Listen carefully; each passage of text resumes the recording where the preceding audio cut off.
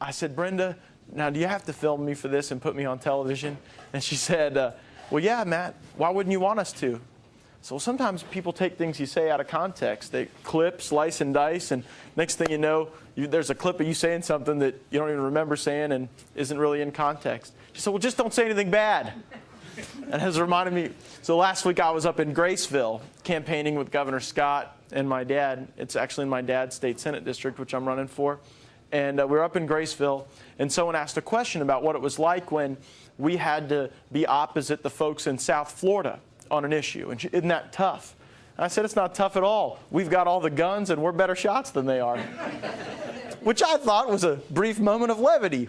And then I got to read in the St. Pete Times the next day that this goofy guy from the Panhandle is wanting to take up arms against South Florida. So let's go. It can happen, Brenda. It can happen.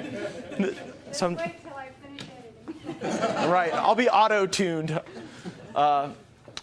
The legislative session was the best one I've had since being over in Tallahassee, because I did the stuff that I think is critically important for all of us. First, and that is to kill the bad bills. If we don't pass a single one of the bills that we talk about to do reforms, I think we can still have a successful session if we get the bad bills and kill them. There's a couple of those I just wanted to hit on very briefly. The first, and we talked about it for hours and hours in this room, was to stop the implementation of Obamacare in the state of Florida. And to not do, thank you. And by the end, that was not an easy task. The governor believed in taking federal money to expand the Medicaid program, going from 1 in every 6 Floridians on Medicaid to 1 in every 4 Floridians on Medicaid.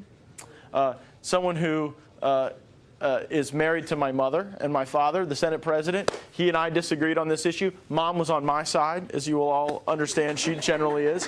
But mother, we had to have a lot of dinners where we were saying, what are you thinking? If we could go back in time and get out of the Medicaid program altogether, that would probably be a good thing for this state, because folks get addicted to that federal money, and then there's no room for innovation. So the governor, the Senate president all believed we should take federal money and expand Medicaid. And a few of us, conservatives that are sent by our Tea Parties, that are sent by our Republican activists, our conservative neighbors, we stood up and said no, and we had the votes. And the Florida House of Representatives blocked Medicaid expansion in the state of Florida, and we've got the votes to block it again next year, and that's what we intend to do. I think that's it. Another bad bill. I hate corporate welfare. You know, I missed the day of Republican camp where everyone had to sign up to give big giveaways to multimillionaires and billionaires.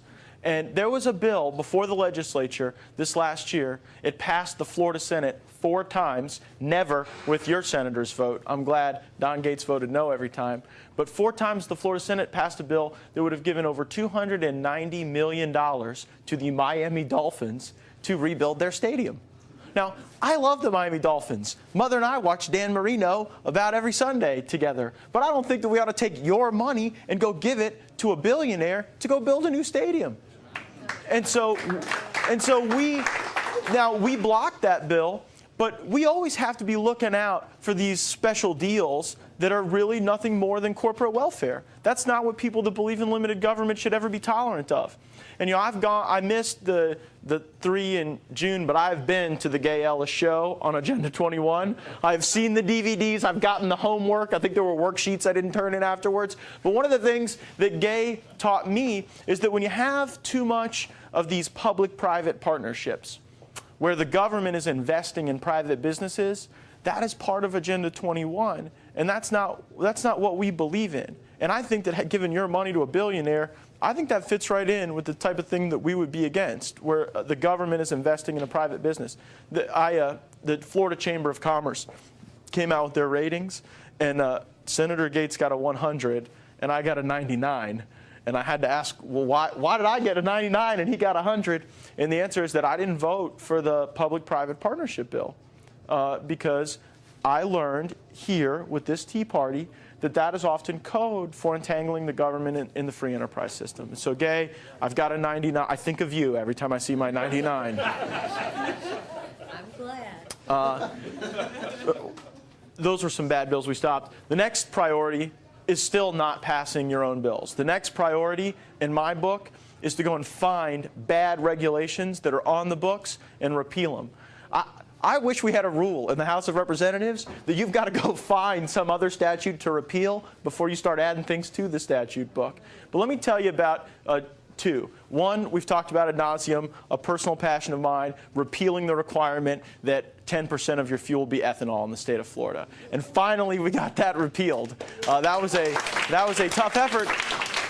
That repeal went into effect July 1. Already in Panama City, there are now 3 Chevron stations that have transitioned over where they're offering unblended fuel. We have a Chevron station in Destin that's offering unblended fuel. I was in Vernon the other day, which I have just recently found, and Vernon even has unblended fuel. And so there are all these opportunities. It won't be at once. It'll be gradual. But I think more and more we're going to have a free enterprise system actually driven by the consumer and not by the government trying to dictate the terms of the economy. We repealed that. Another rule that we repealed is more important. And those were the regulations that deal with where hospitals can build trauma centers.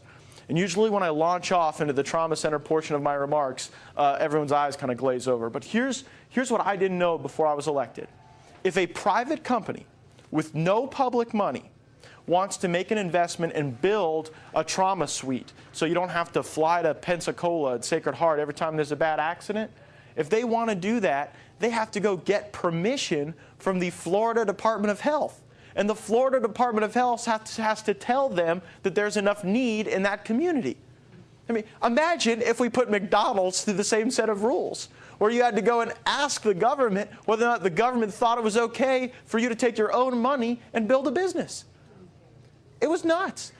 Okaloosa County, we had applied 3 times to get a trauma center in Fort Walton Beach. 3 times the Florida Department of Health said, no, you don't have enough need. And so I went and found those regulations, and the second to last bill that passed the Florida legislature got those off the books, and HCA is committed that within the next 24 months they will be breaking ground on a brand new trauma center at Fort Walton Beach Medical Center. Now, when I'm gone, when I'm done with my service, that may be one of the things I'm proudest of that we were able to do, because we've had tragic results as a result of government over-regulating. I mean, a very tragic case was, I think about a month ago in Crestview, 11-year-old boy flips his ATV when he was out with his dad. Now I know why my mother never let me get on ATVs when I was rolling around here. But he flips his ATV and he was in really bad shape, and they take him to the general store up there in the north end of the county. And the weather was so bad, because you remember about a month ago we had one of those tropical storms out in the Gulf. The weather was so bad they couldn't get a helicopter in the sky. So this little boy died on the way to Pensacola in an ambulance. And I don't know that we would have saved him if we could have gotten him to a trauma center here in Okaloosa County, but he sure would have had a better chance. And we know these things are repeatable. We know there's going to be car accidents. We know there's going to be traumatic events. And if a private company wants to provide care to my citizens, I should never let the government stand in the way.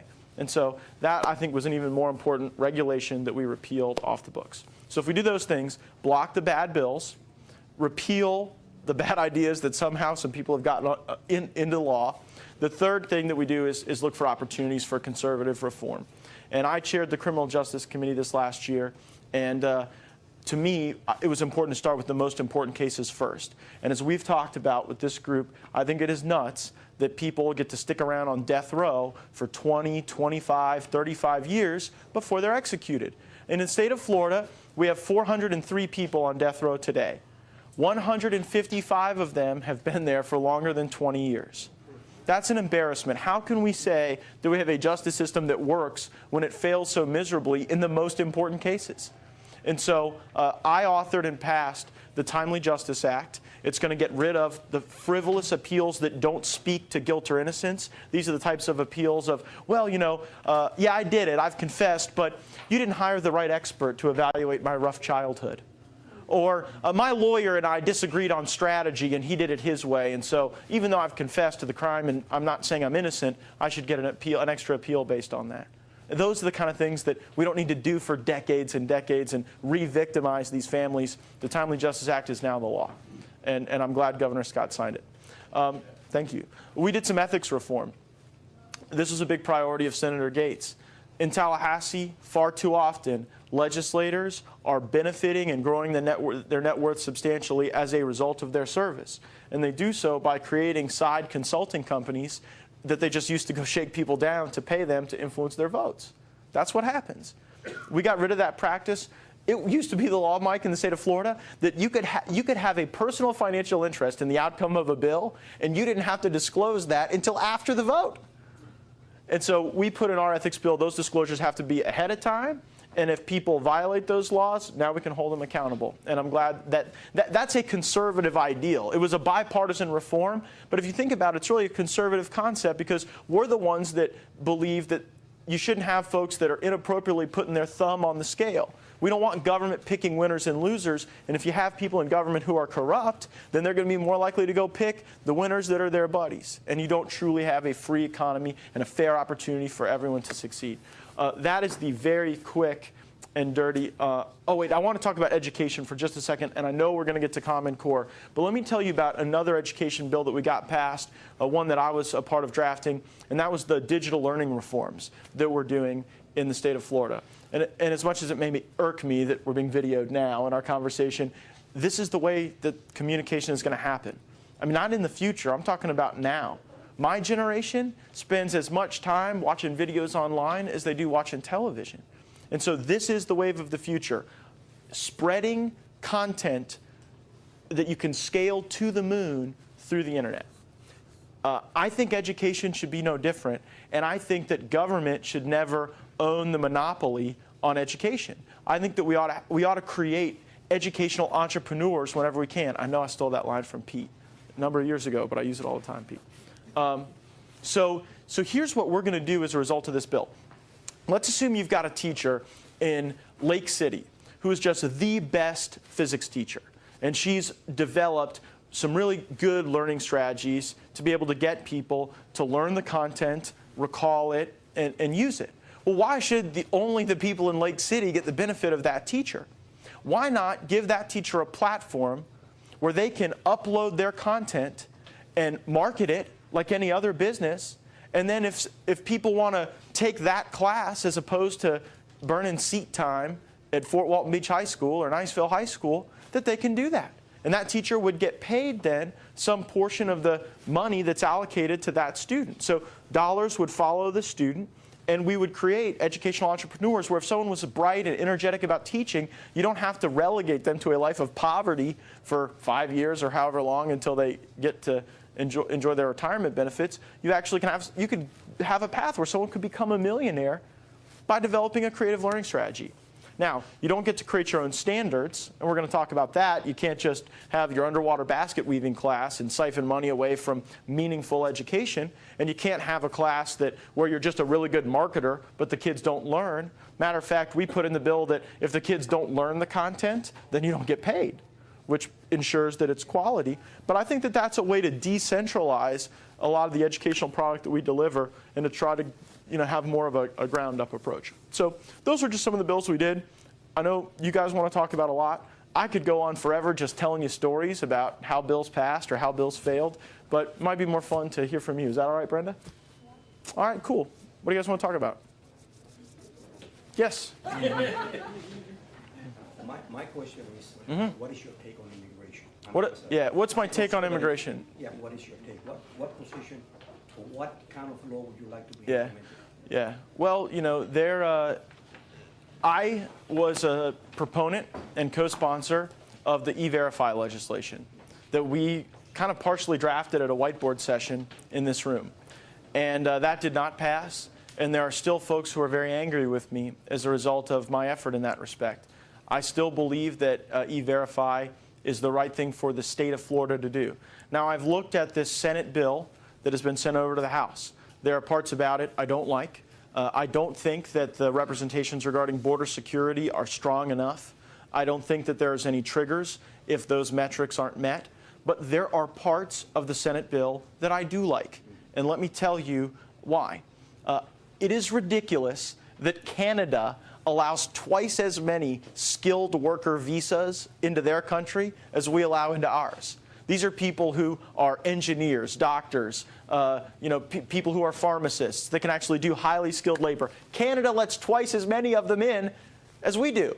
Why? Because the overwhelming majority of our visa allocations are for family reunification. Rebecca knew it. I don't have any footballs, Rebecca. For family reunification. Well, what's the problem with that? You don't have any guarantee that that person coming over is going to be a contributor to the economy. They could be someone who's there to take and not give.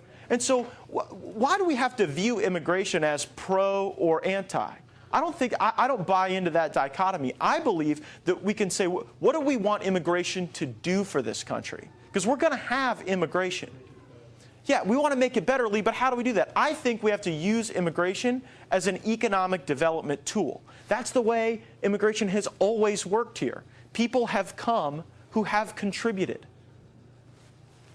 Ethnic groups have come over in different groups who have made substantial contributions. So let's find areas where we need more scientists or need more engineers. And if there are people from other countries that are willing to come here and do highly skilled work and make our economy more robust and vibrant, let's take all of them we can get. But then to pay for, or to balance that out, let's get rid of a bunch of these family reunification visas that are just bringing over people that are going to be burdens, not contributors. That's a good thing in the Senate bill. And I hope they do that. Yeah, but I guess my concern is securing the border. I think that's always been a concern. Sure. Because in 1986, we went through the same exercise. And we got amnesty. And so I'm afraid that we're going to... Yeah. I mean, right now, I know that the Senate bill is basically dead. But what I'm thinking of is, what if you have a suggestion? Yeah, that's the problem. The problem is that there's all kinds of flowery language in the bill that talks about border security. But, I mean, Ed, if there's no accountability, if there's no metrics, if there aren't clear, things that have to be met and consequences when they aren't met, then aspiring to a goal is meaningless. And frankly, with the trust that the American people have in the federal government right now on the immigration issue, I don't think that we can trust that the border security elements are sufficient. But I think it's not like we can't fix that, by the way. That should be fixed, isn't it? Yeah, but it's not like it's not like we're unable to do it. It's just a willpower issue. We don't want it. Right. All right. Cool. Thanks for your question. Appreciate it. Step right up, Robert. You said you had a few questions for me. Robert Wyndham, Miramar Beach. You touched on E-Verify. Yep. I don't believe illegal aliens should be able to work in this country. So why hasn't E-Verify passed in Florida? Second question. I was very, very excited that the House passed the anti-Sharia law. But extremely disappointed the Senate did not do it. And I'd like to know why. Sharia is bad. It's bad, especially for women. But it's a bad thing for this country. Yep. It should not be in our court system. So I want to know why it didn't pass. Those are fair questions. The E-Verify, we were moving the E-Verify bill in the House. It was going to pass the House, and it died in the Senate. And I've said by how many votes? Who can raise their hand and guess? There's 40 members of the Florida Senate. Not two. Not two. That was the Sharia law bill died by 2 votes. 4 votes. We lost in the Senate by 4 votes. And the reason, Robert, is this. We start out on E-Verify with no Democrats. We just have the Republicans. Then we lose the Miami-Dade Republicans. And we still could have passed the bill. But where we lost is that we lost otherwise staunch conservative Republicans who live in the central part of the state where there's a lot of citrus agribusiness. And they simply could not go back and tell the agribusiness interests in their districts that they voted for E-Verify. So high-ranking conservative Republicans voted no. And when we lost them with the Miami-Dade Republicans, with the Democrats, there weren't the votes. And there are not the votes today to pass E-Verify. I'm glad that E-Verify is being discussed at the national level because I think that there's no reason you couldn't scale E-Verify nationally. The other question was the Sharia law bill. That one was a big disappointment. Representative Larry Metz was the prime sponsor of the Sharia law bill. I was a co-sponsor. He's my seatmate on the floor. We say that's where the Liberty Caucus meets, at our desk. And we had assurances that we had the votes to pass that bill. So we walked over to the Senate preparing to pop the champagne cork and celebrate. And 2 Republicans from Miami-Dade County flipped on us and didn't tell us that they were flipping, and they got persuaded by the family law section of the Florida Bar. The family law section of the Florida Bar said that we would invalidate countless foreign marriages by doing this, which was a complete red herring, not true, easily to it would have been a piece of paper to go file to get an American marriage. I think that we can get those votes back, and so we'll be back on that issue. And I'll make a prediction. We have failed for 3 sessions on the Sharia law bill. I predict we will pass it next session. What can we do to help you get that through the Senate? If it's all right with you, I can get for Brenda or Gay the vote count of who was yes, who was no. Now, if we had the exact same vote count on on the bill itself, it would pass. The issue was, since we were bringing the bill up over from the House of Representatives, it came over at a certain point in the session where it required 2/3 for the Senate to bring the bill up, and we failed our 2/3 margin by 2 votes. But we have a majority of the Senate that would pass it, and that's why I'm optimistic. But I can get you the list, because let me tell you something. On the ethanol bill, I saw it. I saw the impact of hundreds of emails hitting these email boxes. One legislator came up to me, Matt, and said, "Matt, I didn't know you had that many people that had email addresses in Okaloosa County." But they have all emailed on the ethanol bill. Yes, ma'am. Yes, I can. I can. Now, some of those, that was 2 sessions ago. There's been an election since then. So just when I send it to you, I haven't screwed up. You'll see some of the folks that were Republicans that voted no are not there anymore. This is actually a question that Brenda has for Matt.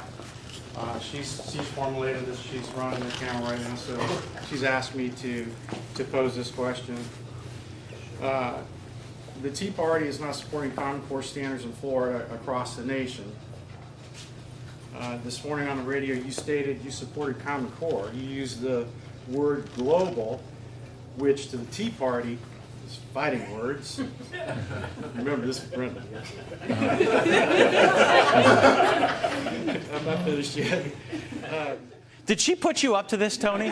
Did she not want to ask the question? I'm not answering it unless Brenda asks it. You can go stand behind that camera. Hey, Matt, you live around the corner from me. I'll just come over and talk to you when I need you. Common Core standards are no better than what Florida has now and has untold expenses. So why are we changing? Common Core standards are untested and unproven, and only people saying it is good are the people paid by the vendors. Will you sponsor a bill, Matt, to require a test of Common Core before it's implemented?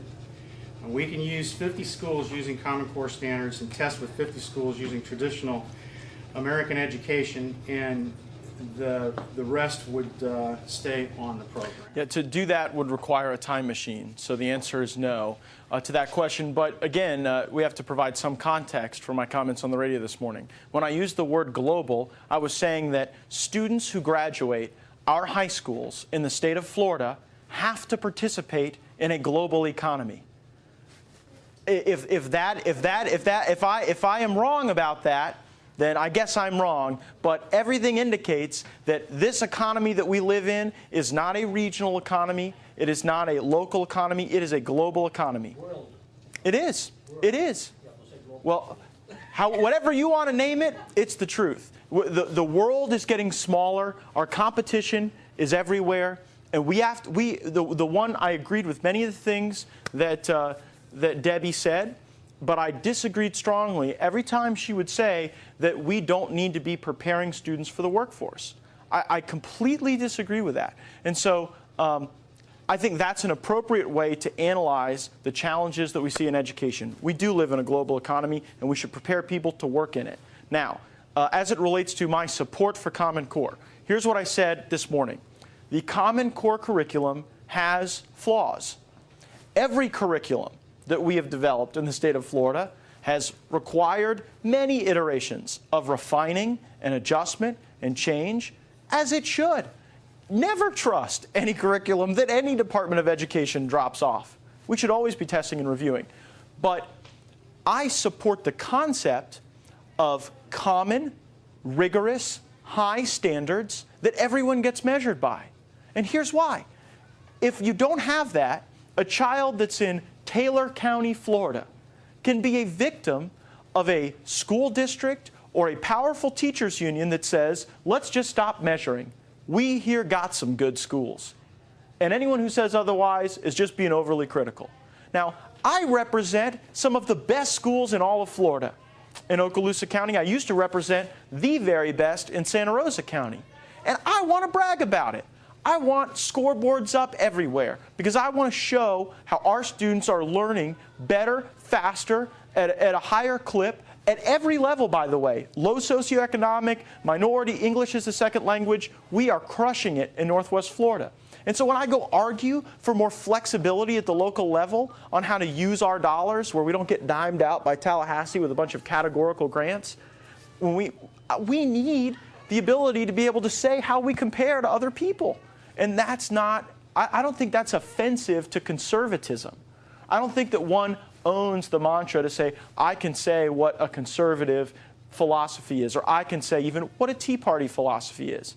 That's for all of us to decide, and high standards is something that we should support. So, Senator Gaetz and I have sent letters to the Secretary of the Commissioner of Education for the state of Florida saying, curriculum, we've got serious questions, particularly as it relates to history before the Civil War. Your assessment tools on Common Core are flawed. We've got to fix them. But I don't believe that that means that we have to give up on across-the-board accountability. That may make me unpopular as a Tea Party conservative, but it's what I believe. So, one question I want to go back to here, and I don't mean to demean you or anything. That's not what I'm here to do. I hear you. I like you, Matt. I appreciate what you're doing. She had asked a question here. How much have you educated yourself on Common Core? Do you feel you're pretty well schooled on it? I don't, and here's why. It is a lot of work to go through all curriculum at all levels, and I'm working on it. The very first kind of red when the warning signs got to a critical level for me was towards the end of the legislative session, and I was so busy trying to get my ethanol bill passed, my repeal of the trauma center regulations, I didn't have time then. So just in the 8 weeks since the legislative session has ended, I've been working on going through the curriculum. And I found problems, which is why already Senator Gaetz and I have sent this letter to the Commissioner of Education. And so we're going to work through those together, and I need you guys as a partner in that effort. But just know that I'm never going to get to the place where I say we should have no standards, no state testing, no national assessments. Let's just let every county or every school district determine whether or not they believe they are doing a good job. So, can I want to close because somebody else Sure. wants a question? Well, this is an important topic. I don't mind spending a little time on it. I want to close, but would you then be willing to get more information, like you'd made a comment about with Agenda 21? That was a long, arduous process to get the information, understand everything, and I think you've got a pretty darn good grasp of it. But the same thing with this Common Core issue, so you'd be open to. Oh, yeah. I've gotten a lot of YouTube. Gay has sent me YouTube videos. Sally Dryden in Niceville, she's with the Niceville Tea Party, sent me things. I haven't gotten through everything that I've got so far, but go ahead and send it. In law school, they made me read 100 pages a night, so I'm trained up on how to read a lot. Okay, thank you. Matt@mattgaetz.com, by the way. If you have stuff on Common Core, anything that you feel like you'd like me to read and respond to, I usually do a decent job at getting back to folks on that. Thanks, Matt. Dave. Thank you. Yeah, thank you, Tony. Yeah, hi Matt. I'd like to talk about Obamacare for a minute. And the issue we have is a rather personal story. We've already been notified by our insurer, and it's not some fly-by-night, it's Blue Cross and Blue Shield of Florida, that the policy that we buy for ourselves, individual policies, and that we've had for years and been happy with, will no longer be allowed to be sold because of Obamacare. Now, amongst what we read, it's not making anything other than the Wall Street Journal now, but something like 51% of people buying individual policies in America won't be able to buy the policies that they have now and they've been happy with because they don't meet the Obamacare standards.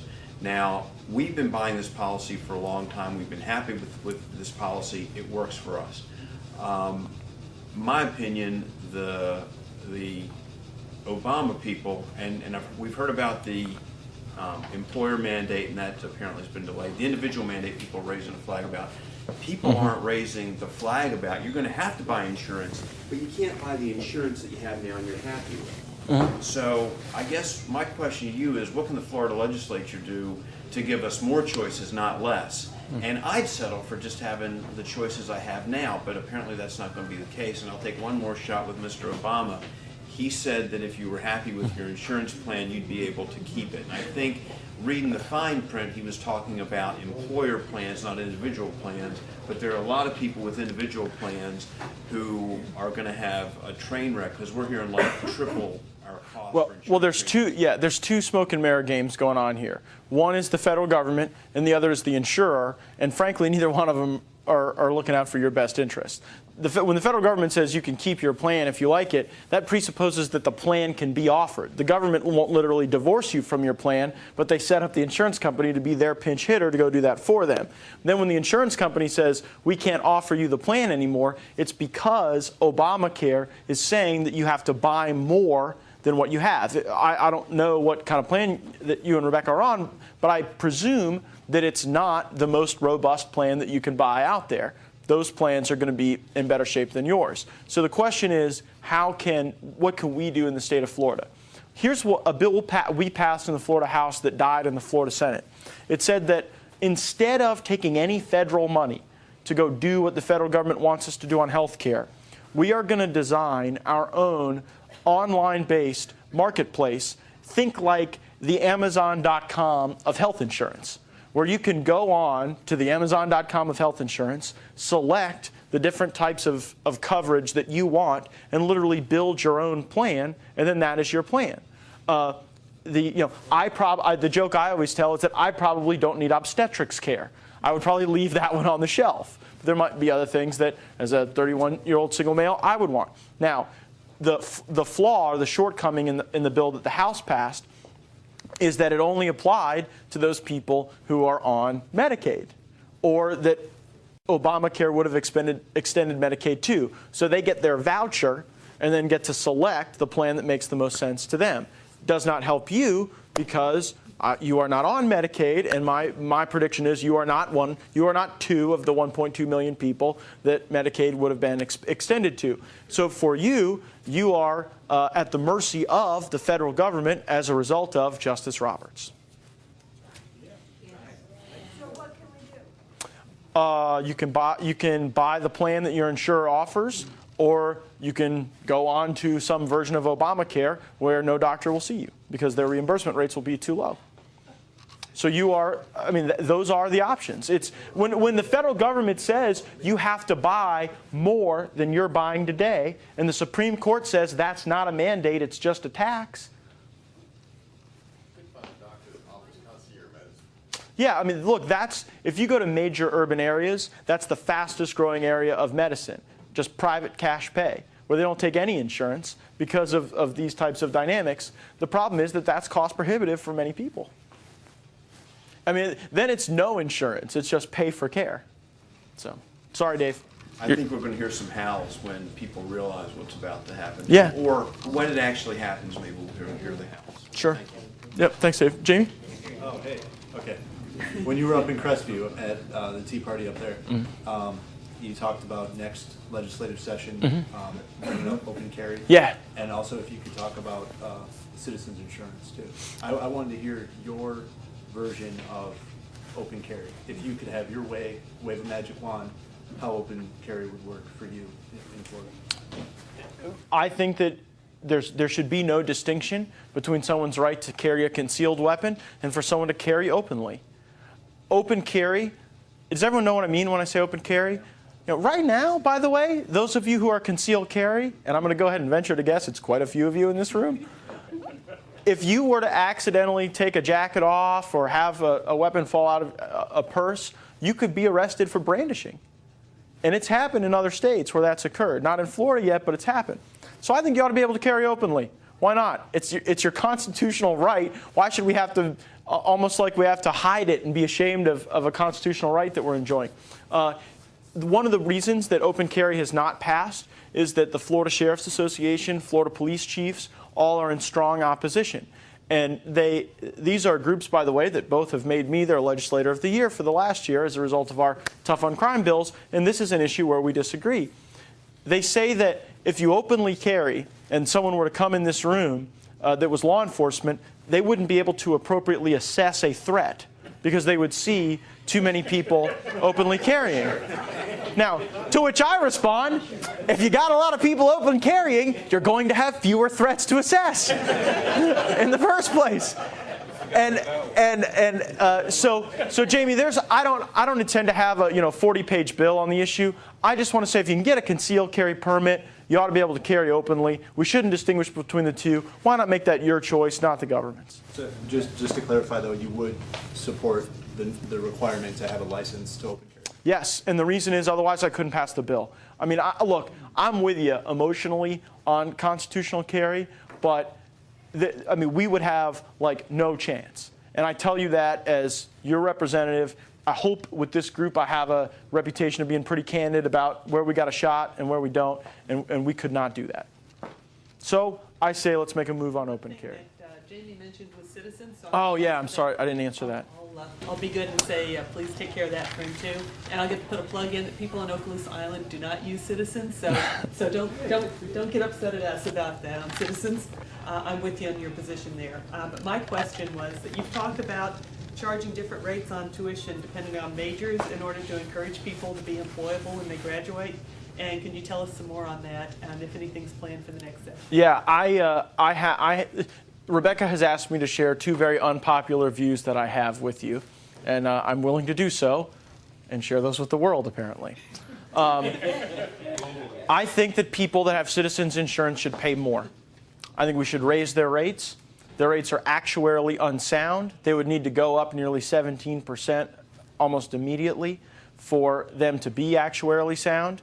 And I don't think it's conservative or fair or moral to take money from people who are not on citizens insurance and go use that money to subsidize risk that someone else has chosen to take.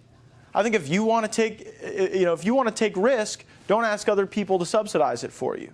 Because I don't know if everyone checks their insurance bill very carefully, but you all pay an assessment to pay citizens' claims. And even with you paying those assessments, and even with no major storms, Citizens is still actuarially unsound.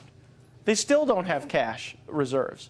And so imagine what happens if a storm hits. So I believe we ought to raise rates. And I believe that no Floridian has a right to a Citizens insurance policy. If you're on Citizens and someone's willing to take you out that's a private provider, you shouldn't be able to say, no, I'd prefer to stay in Citizens. You should be taken out. If there's people willing to sell you the product, you should not have to be getting that product from the government. It's like an old adage. If you can look in the phone book and find 3 places that sell it, the government shouldn't sell it. Now, Pete, you could get with me on that one, right? Oh, yeah. So I want to raise rates for people on Citizens. Now, we had a bill that would have done that, by the way, and it failed by 6 votes, not in the Senate, but in the House. It failed in the House of Representatives because you've got too many people who represent coastal areas where this is unpopular. And I got to be honest, this was a tougher vote for me than for the guy living in Apopka who can't smell salt air from anywhere in his district. It's a tough vote for me because I represent a lot of Citizens policyholders out on the beach who are not happy that I have this view, but it's the right thing to do. Tell us about the catastrophic storm. The CAT fund? Yeah. Okay, so the insurance companies back in 2010 came to the legislature and said the reason that prices are so high is, no, this was back in 2006. The reason prices are so high is that we have to go buy reinsurance from Warren Buffett and these major capital groups, and the cost of that is too high. So we would like you, the state of Florida, to make it cheaper. So the state of Florida said, fine, we will enter the business as the state of selling reinsurance to Allstate and State Farm and Southern Oak and all these other companies. And when we did that, I know this will be hard for you to believe, Tom, but we screwed it up. And we were actuarially unsound. So now you pay an assessment not only for those on Citizens, but for the CAT fund to subsidize the reinsurance that billion-dollar companies like Allstate and State Farm purchase. next storm? If a major category like 4 or 5 storm were to hit Homestead and run up the eastern seaboard of Florida, taking out all that insured citizens value in Miami-Dade, Broward, and Palm Beach counties, the state sales tax would have to go up at least 2 cents, and you would see all those assessments go from $25, $35, they would triple or quadruple. That would be the impact if you had a big storm that took out that much value. The other question was the college. Another unpopular view I have. I think that if someone shows up to a college, a state college or university, and says to us as taxpayers that they would like us to subsidize their education to a large degree. I mean, tuition is a very small part of the cost of education. We subsidize a good portion of it. We should have some skin in the game on what it is that they're learning. Because kids that roll into college and say, I want to get an English degree, or I want to get a history degree, or a psychology degree, or a political science degree, like I have, are getting an education that is functionally worthless in the economy. Half of the people in this country that graduated college last year are unemployed today because they got worthless degrees.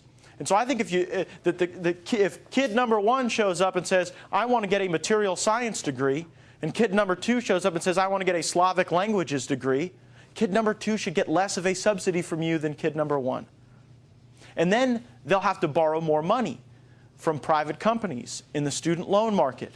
And eventually, those loans won't be bankable because they'll have to deploy more capital on the front end with less of a likelihood of return on the back end, and you won't be able to get a student loan to go get a language arts degree. And we could direct more people into the areas where they can actually get jobs. So, quick follow-up on that point. Who would make that decision on like what's considered an acceptable degree, what's not? And on a separate point, regarding the ethanol repeal, correct me if I'm wrong, but isn't there a federal ethanol requirement that kind of overtakes the state repeal of it, which in effect still requires that ethanol? Well, on ethanol, there's a distinction. There's a federal production mandate. A certain number of gallons in the fuel stream in the country have to be blended with ethanol. But we in Florida don't have to use the blended fuel. We can use what's left in the market that's unblended. So is there going to be, if you looked at the total universe of fuel supply in this country, a heck of a lot of ethanol? Yes. But in Florida, we can carve out more consumer choice by not mandating that our citizens actually use the blended fuel. My hope is that if more states will go and repeal their ethanol requirements, that someone in Washington will get their head on straight and actually try to repeal some of the federal production requirements. But a production requirement is distinct from a consumption requirement. The other question about who would make those decisions, I don't know. I mean, it would be evolving because the degrees that are most relevant today weren't the degrees that were the most relevant 30 years ago. And they're probably not the same degrees that will be the most relevant 30 years from now. And so I think you have to have, a span of time that you look at, and you actually have to lash it to the available jobs in the economy. I mean, today, there are 1 million jobs in America that are vacant in the areas of science, technology, engineering, and mathematics because there are not enough qualified people to fill those jobs. So they sit vacant long enough, and then what happens to them? Where do they go? China, India, increasingly Costa Rica. Yes, Gay. You've been waiting patiently.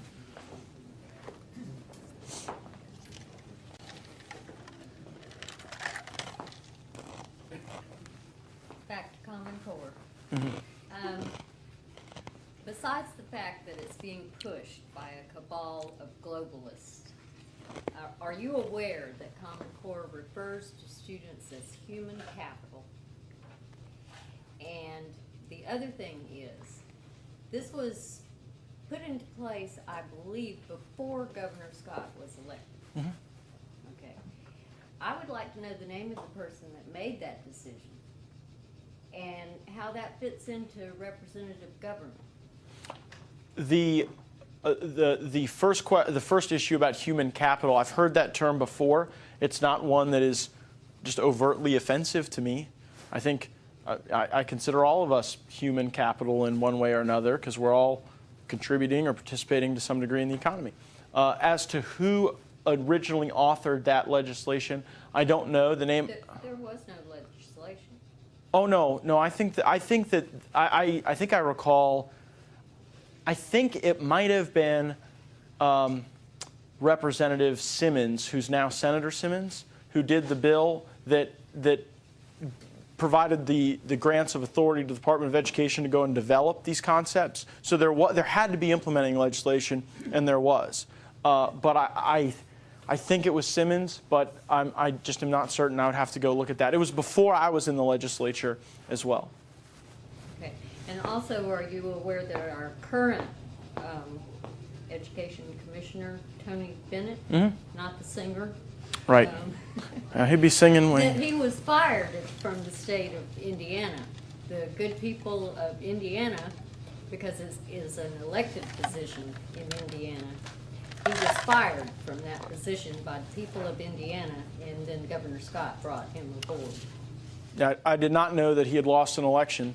To me, I was very sad when Secretary Robinson left. He was dynamite. He was from Virginia. And when he left because they screwed up some scorings on some tests, and it was kind of a scandal. I thought that was unfortunate that he had to take the fall for that, because he was a pretty provocative thinker. Jamie, nobody else wants a round? Well, wait, Pete hadn't gotten round one yet, so can we let Pete do round one? Okay, good. Good. Before people start singing their second chorus. Thanks, Matt. A lot of the issues that have been brought up here tonight deal in a way with competition, about government intervention which stops competition. We've talked about it in insurance. We've talked about it in education. We've talked about it in healthcare. I would like to talk about government intervention in the field of competition in politics. Now, something which has been affecting me, you know I'm in an opposition party.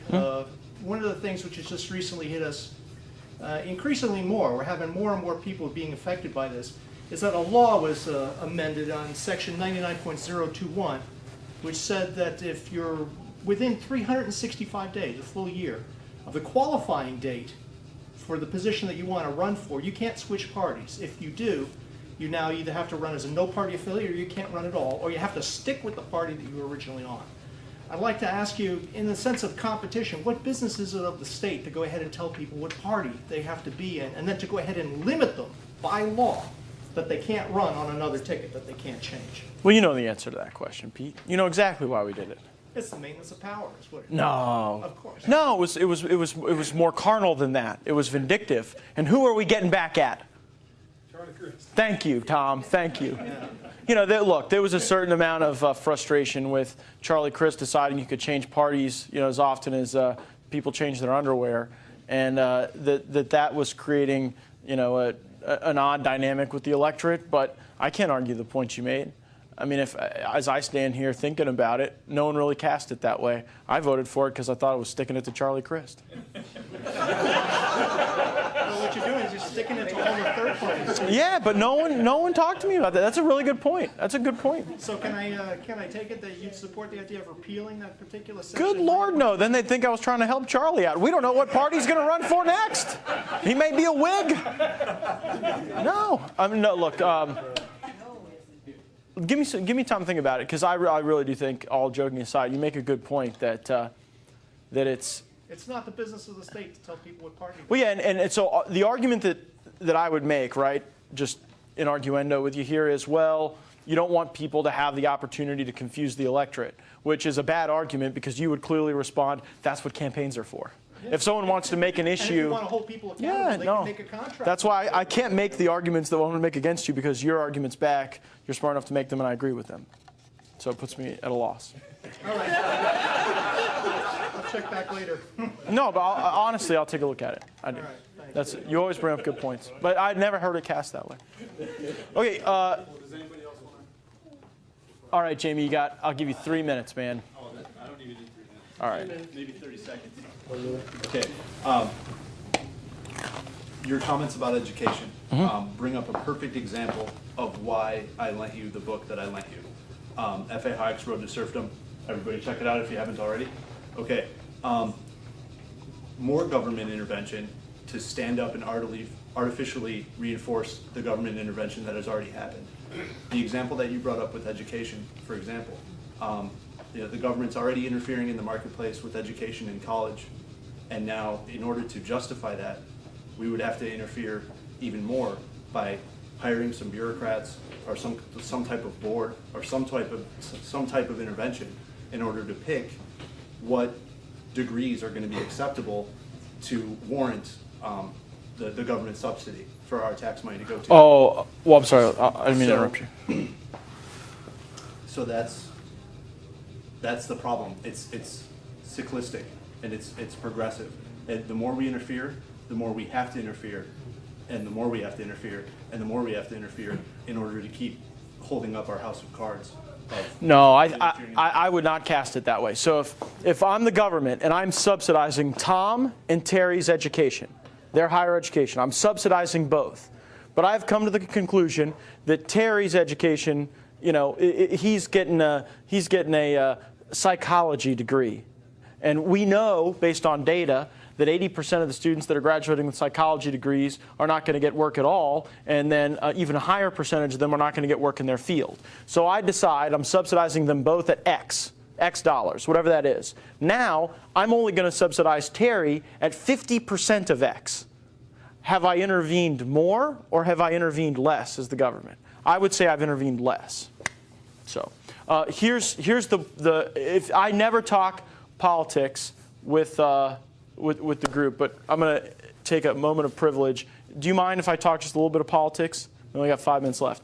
So I'm running for the Florida Senate, and it has been a weird experience because I love the job I have now, being the criminal justice chairman, being your state representative, and I was not looking for an election 3 years from now. Good Lord, people aren't even running for president yet for the 2016 election.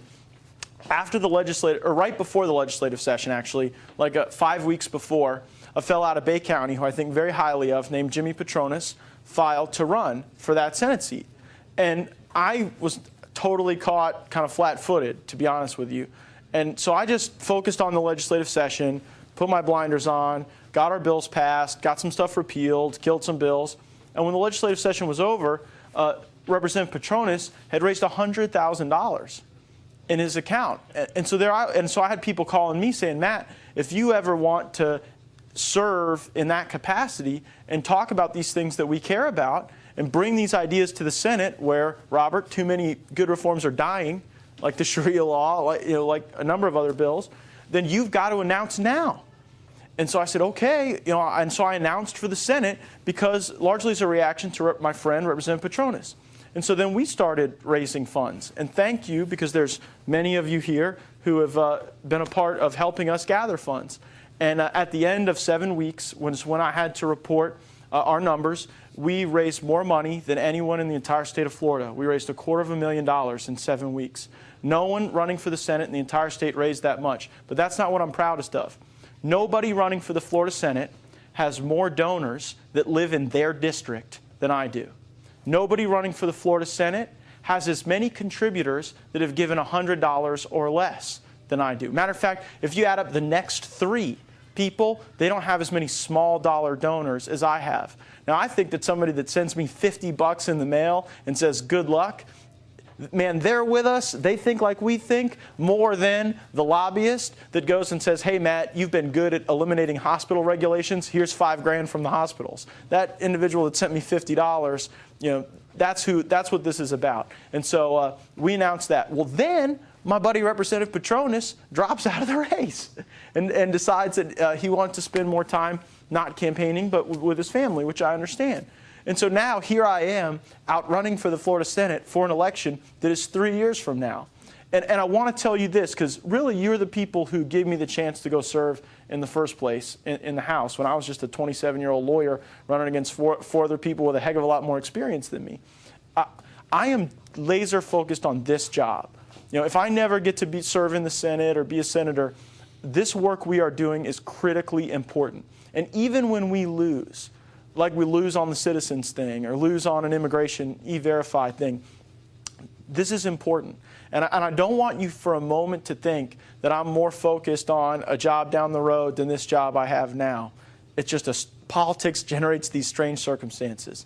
And so to those of you who have helped me in that effort, I'm grateful. I expect that very soon someone else will announce an intention to run for that seat. I think elections are good, Pete. I don't like I mean, I guess being unopposed ain't the worst thing in the world, but it's not the best thing either, because when you have competition in elections, that forces you to actually say what you believe in. And I think that's a good thing for you all to know in any office.